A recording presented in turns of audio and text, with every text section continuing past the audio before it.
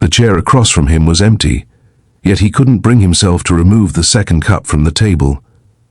The steam from both coffees swirled upward like fading promises, curling into the cold morning air of the little café on Willow Street. Jacob sat motionless, his hands wrapped around the cup she was supposed to be drinking from, his thumb brushing the rim as if her lips had just touched it. It had been exactly 1 year since she walked out of his life, and yet somehow every part of him was still waiting for her to come back. If you believe in kindness, forgiveness, and second chances, pause for a moment and make sure to like, comment, share, and subscribe to this channel. Because this is not just a story about love, it's about the kind of love that never really leaves, even when everything else does. Jacob and Emily met in the most ordinary way, through spilled coffee and laughter that felt far too genuine for strangers. He was a graphic designer who spent too much time behind a screen. She was a freelance photographer whose eyes could find beauty even in chaos. Their first encounter was clumsy, endearing, and almost cinematic. He had bumped into her at that same café on Willow Street, coffee spilling across both their hands. Instead of anger, she laughed, and something about that laugh, bright, reckless, unfiltered, felt like home. From that day on, the café became theirs. Every morning, 2 cups of coffee, one conversation after another, and the slow unraveling of 2 lives intertwining. They spoke of dreams, hers of capturing the world through her lens, his of building something lasting in a world obsessed with temporary things. She believed in art and faith, and finding meaning in the smallest gestures. He believed in her, but love, no matter how deep, is fragile when it's built on the unspoken. Emily had a secret, something she hid behind her radiant smile and hopeful eyes. She was sick, not the kind of sickness that painkillers could ease, but the kind that steals color from your days and time from your tomorrows. She had been diagnosed with a rare heart condition that could worsen without warning, and while she wanted to tell Jacob, she couldn't bear the thought of watching pity replace love in his eyes. So she chose silence. Jacob noticed the changes, of course, the way her hands sometimes trembled when she lifted her cup, the sudden weariness that dimmed her laughter. He asked softly at first, then more insistently, but Emily always brushed it off with a smile and a change of topic. "I'm just tired," she'd say. "Life's heavy sometimes." And so he believed her, because love often trusts even when it shouldn't. As the months passed, their bond deepened. They moved from casual talks to confessions under streetlights, to long drives where the silence between them spoke louder than words. Jacob loved her with a quiet, steadfast devotion, the kind that builds rather than burns. He had never believed in soulmates before, but with Emily, it felt like the universe had conspired to bring 2 unfinished stories together. Then came the evening that changed everything. It was late autumn, and the air smelled of rain. They were at the café, sitting in their usual corner, when Emily reached across the table and took his hand. "Promise me something," she whispered. "If one day I'm not around, you'll still come here. You'll still order 2 coffees. For me." Jacob laughed, thinking it was another one of her poetic musings. "You're not going anywhere," he said. But Emily didn't laugh back.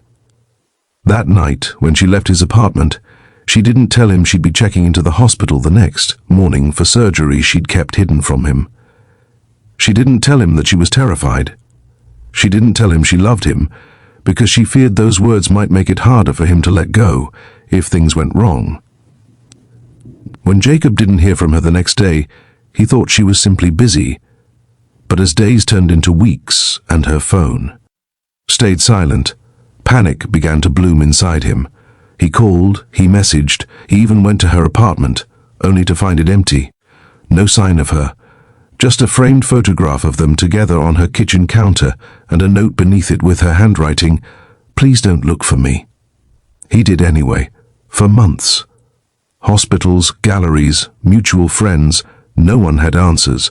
It was as if she had vanished from the world. Grief became a daily routine for him, folded neatly between work emails and sleepless nights. The café remained the only place that still held her shadow. Every morning, He came, ordered 2 coffees, and sat by the window, waiting. Until one winter morning, the owner of the café, Mrs. Carter, came over and placed an envelope in front of him. "She left this with me," she said softly. "Told me to give it to you exactly 1 year after she stopped coming." Jacob's hands trembled as he opened it. Inside was a letter written in her familiar looping handwriting.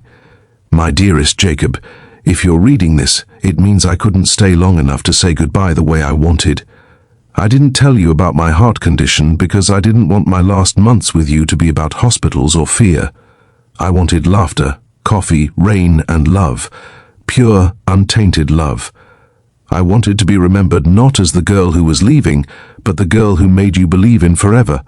I'm sorry for the silence. I know it must have broken you. But I hope one day you'll understand. I left because I loved you too much to let you watch me fade. Please don't hate me for it. I wanted you to live, to dream, to find joy again. Every time you come to our cafe, order 2 coffees, 1 for you, 1 for me, because somewhere, somehow, I'll still be there, watching you, loving you, always, yours always, Emily." Jacob didn't cry immediately. Instead, he just sat there, feeling the weight of her words press against his chest like gravity.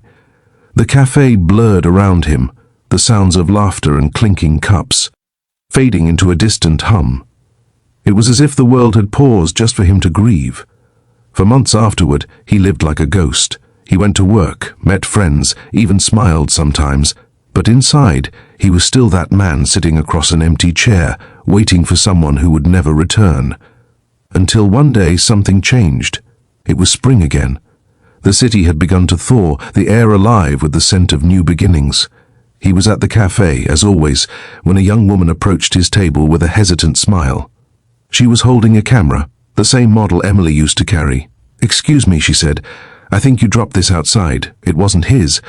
But when he took it, he noticed a small engraving on the side, E.B., Emily Brooks.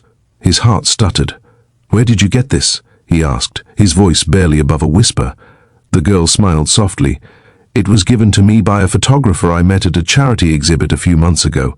She said it belonged to someone very special, someone who taught her what it means to see beauty even in pain. She told me to pass it on to the next person who looked like they needed to find hope again." Jacob couldn't speak. The girl placed the camera gently on the table and left, leaving behind a silence that felt different this time. Not empty, not broken, just peaceful. He turned the camera on, and to his surprise, it still had one memory card inside. He scrolled through the photos, dozens of images Emily had taken before she disappeared. The cafe, the streets they walked, candid shots of him smiling when he didn't know she was looking. And then, the last photo of 2 coffee cups by the window, one slightly closer to the light, one untouched.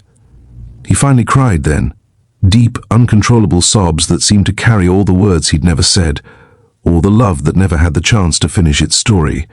But grief, when embraced, can sometimes bloom into gratitude. That day marked the beginning of his healing. Jacob started volunteering at a local art program for children, something Emily had always dreamed of doing.